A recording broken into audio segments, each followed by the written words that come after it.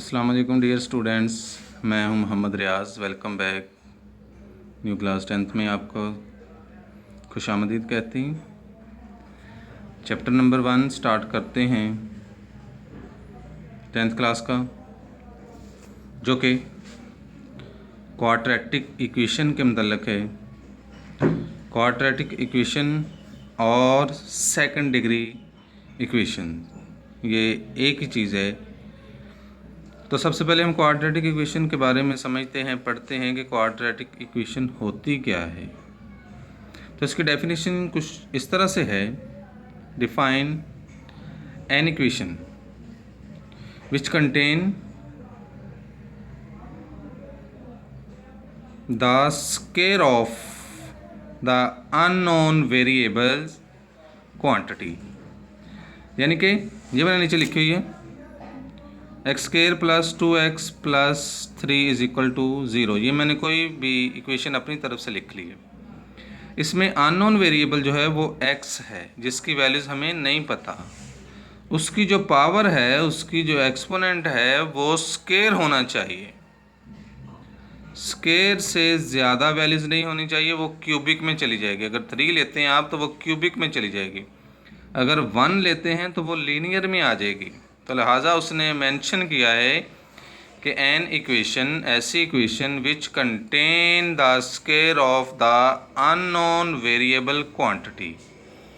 But आगे उसने थोड़ी सी यहाँ पे तवज्जो दिलाई है कि बट नो हायर पावर, यानी कि पावर ज़्यादा नहीं होनी चाहिए 2 से, इज़ कॉल्ड क्वाड्रेटिक और second degree equation. Second degree इसलिए कहते हैं कि इसकी पावर जो है वो 2 होती है, इसलिए इसको सेकंड डिग्री इक्वेशन भी कह देते हैं आप। ठीक है, अब हम इसकी थोड़ी सी एग्जांपल्स के बारे में आते हैं। X square plus 2x plus 3 is equal to 0।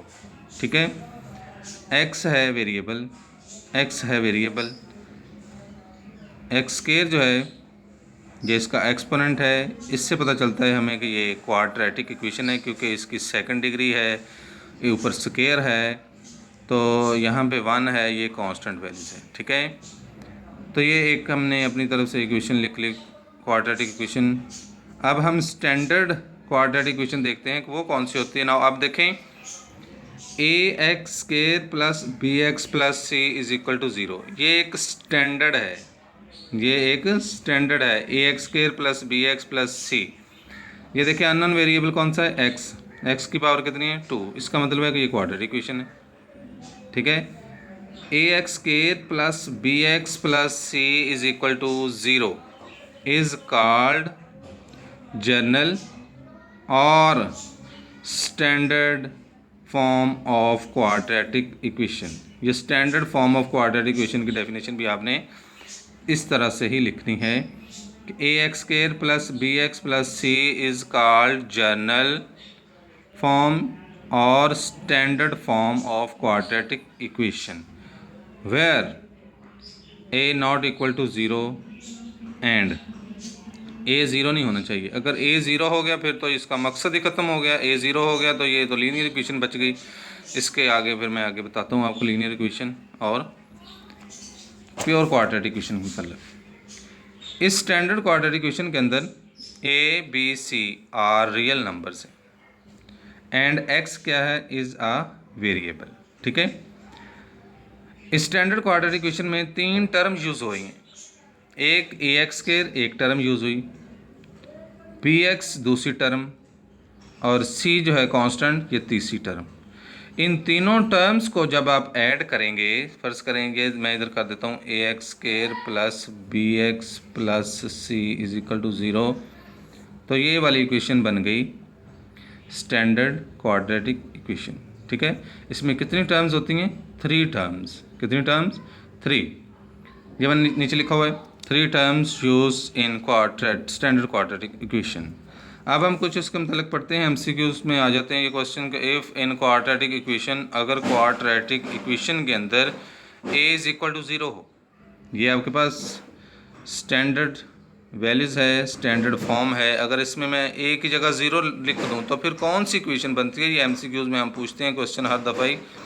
Revision test के अंदर a x square plus b x plus c में अगर आप ए को ज़ीरो रख दें तो ये ए एक्स स्केयर वाली वैल्यू सारी ज़ीरो हो जाती है, तो बाकी बच गई B x plus C is equal to zero. अब अननोन वेरिएबल्स की वैल्यू 1 बचती है, इधर 1 बचती है, तो जब 1 आ जाए तो वो लीनियर इक्वेशन होती है। ये इधर मैंने डेफिनेशन भी इसकी लिख दी। कह रहा है in quadratic equation a is equal to zero then equation is called linear equation. Quad नहीं कहना इसको, लीनियर इक्वेशन। इधर मैंने फिर एग्जांपल दे दिया, a x square plus b x plus C is equal to zero. A को जब ज़ीरो रखा तो ये तो सारी वैल्यू ज़ीरो हो गई, ये टर्म सारी ज़ीरो हो गई, तो बाकी बच गई B x plus C is equal to zero. ये एक लीनियर इक्वेशन बन गई। ये कौन सी बन गई? लीनियर इक्वेशन, क्योंकि एक्स की वैल्यूज़ 1 है। नेक्स्ट आ जाए उसके बाद इन क्वाड्रेटिक इक्वेशन। अगर क्वाड्रेटिक इक्वेशन के अंदर b is equal to zero आ जाए, पहले तो a था, पहले हमने a ज़ीरो रखा, अब हम b ज़ीरो रखेंगे, a को नहीं b को ज़ीरो, फिर कौन सी इक्वेशन बनती है देखिए नीचे ज़रा। देन इक्वेशन इज कॉल्ड, अगर हम b को ज़ीरो कर दें इज कॉल्ड, तो फिर इक्वेशन कौन सी बनेगी? Pure quadratic equation. फिर कौन सी equation? Pure quadratic equation. For example, इसके एग्जांपल में आगे आपको बता देता हूँ। आपने इस काम को सारे को अपनी नीट कॉपीज़ पे लिख लेना है ताकि ये प्रॉब्लम ना। ये देखें स्टैंडर्ड है, a x square plus 0x plus c, ये b है ना, ये b है, इसको मैंने ज़ीरो कर लिया, तो ये जब ज़ीरो से मल्टीप्लाई होगा सारी वैल्यूज़ तो ये ज़ीरो हो जाएगी, तो ये बच गई a x square plus C is equal to zero. तो जब ये इसमें लीनियर वाला वैल्यूज़ x ना आए, सिर्फ स्केयर वाला और कांस्टेंट वैल्यूज़ आपस में ऐड या माइनस हो रहे हों तो कोई मसला नहीं है, तो उसको आप कहेंगे pure quadratic equation. Pure quadratic equation. For example X square minus 16 is equal to zero. देखें एक्स स्क्वायर है, एक्स स्क्वायर आ गया, माइनस या प्लस कोई भी वैल्यूज़ हो सकती है, constant values is equal to zero. दूसरी देखें 4x square is equal to 7, कोई मसला नहीं है, 7 को आप इधर लेके आ जाएँ तो अभी 4x स्क्वायर, ये देखें 4x square minus 7 is equal to zero, तभी वही इक्वेशन बनती है। ठीक है, अंडरस्टैंड? यहाँ पे पता चल गया लीनियर इक्वेशन का, क्वाड्रेटिक का, प्योर का, सारी चीज़ों का आप क्लियर हो गए। अब हम जिन मेथड से हमने आगे सॉल्व करनी है एक्सरसाइज, वो मेथड मैंने लिखे हुए हैं। Solutions of quadratic equation. से क्वाड्रेटिक इक्वेशन को सॉल्व करने के कितने मेथड होते हैं, ये भी हम MCQs में भी पूछ लेते हैं और शॉर्ट क्वेश्चन बड़ी दफ़ा बोर्ड में आए हैं। Solutions of quadratic equation, 3 method, 3 method होते हैं, are used to find solution set of quadratic equation. 3 method होते हैं, ठीक है। क्वाड्रेटिक इक्वेशन का सॉल्यूशन सेट फाइंड करने के लिए आपके पास 3 मेथड हैं और वो हम बारी बारी डिस्कस करेंगे आगे। तो नंबर 1, सॉल्व्ड बाय फैक्टराइजेशन। कोई भी हमारे पास क्वेश्चन आ जाए, अगर वो कहेगा कि इसको आपने फैक्टराइजेशन के मेथड से सॉल्व करना है, तो हम उसको फैक्टराइजेशन के मेथड से ही सॉल्व करेंगे, ना कि हम दूसरे मेथड से करें या तीसरे मेथड से। जो मेंशन किया हो उसी से सॉल्व करना है। अगर उसने मेंशन नहीं किया, उसने सिर्फ लिखा है सॉल्व द इक्वेशन, तो फिर आप किसी भी मेथड से सॉल्व कर सकते हैं। ठीक है, जिन बच्चों को फैक्टराइजेशन बनानी आती है, करनी आती है, सॉल्व करना आता है, तो वो फैक्टराइजेशन से इजीली कर लेंगे। नंबर 2 है सॉल्व्ड बाय कंप्लीटिंग स्क्वायर। आपने स्क्वायर को कंप्लीट करके उसके फिर सॉल्यूशन सेट निकालने, ये दूसरा मेथड है, वो हम आगे पढ़ेंगे एक्सरसाइज के अंदर जाके। तीसरा मेथड है solved by quadratic formula. Quadratic फार्मूले की मदद से आपने इस क्वाड्रेटिक इक्वेशन को सॉल्व करना है। तीनों ही मेथड बड़े मज़े के हैं, बड़े आसान हैं। फर्दर हम इनको 1.1 में कल जो लेक्चर होगा उसमें इसको डिस्कस करेंगे, उसके मतलब क्वेश्चन सॉल्व करेंगे।